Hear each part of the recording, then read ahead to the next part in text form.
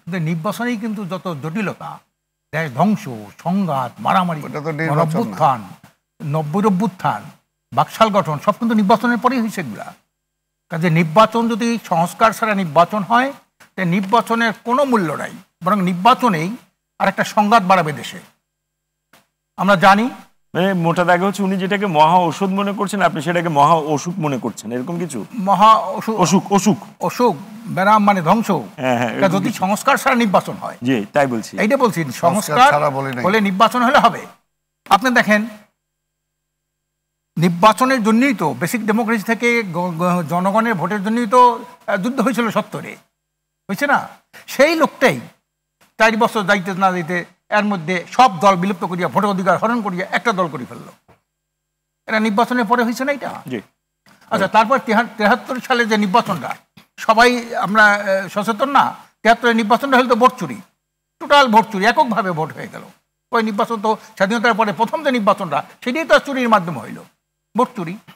তারপরে ভোট হরণ, এমনি ধারাবাহিকভাবে এই যে প্রচলিত যে ধারা আছে নির্বাচনের, এইটার যদি মৌলিক সংস্কার না আসে, তাহলে এই নির্বাচন হবে না। সেই সংস্কারের একটা শর্ত তো ঐকমত্য। সেই ঐকমত্যের কি কি চ্যালেঞ্জ আপনি দেখেন? না না, ঐকমত্য তো হলো কি, আমাদের ঐকমত্য হয় না কেন?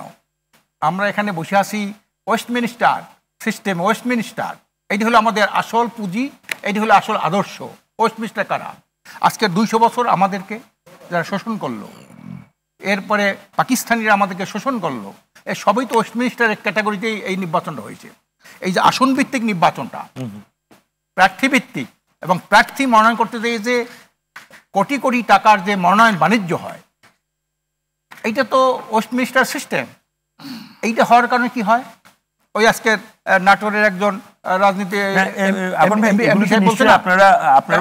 কমিশনের কাছে আপনাদের স্ট্যান্ডটা বলেছেন। আমি একটু বিনয়ের সাথে যেটি জানতে, আমাকে তো সময় মানে সারা রাত টক শোটা করতে পারবো না, করলে ভালোই হতো। আমরা সময়ের স্বল্পতার কারণে যেটা জানতে চাই যে ঐক্যমত্যের চ্যালেঞ্জ একটা তো আছে, কারণ এক এক দল এক এক রকম একটা অবস্থানে আছে, তো তাদের নিজস্ব ম্যান্ডেটের কারণে। তো সেখানে কি কি চ্যালেঞ্জ আপনি দেখেন? নির্বাচনের আলোচনা আমি বুঝলাম মোটামুটি। ঐক্যমত্য তো সবাই সব বিষয়ে যে ঐক্যমত্য হবে এমন কোনো কথা নেই। এক্স্যাক্টলি, এক একটা দলে এক একটা আদর্শ থাকে, একটা নির্বাচনী ম্যানিফেস্টো থাকে, আলাদা আলাদা থাকে।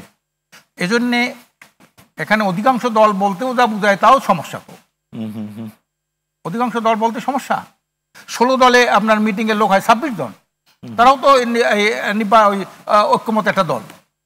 চিন্তা করেন আপনি, তারাও তো ওখানে কথা বলে, অধিকার নিয়ে কথা বলে, তাদের রেজিস্ট্রেশন আছে।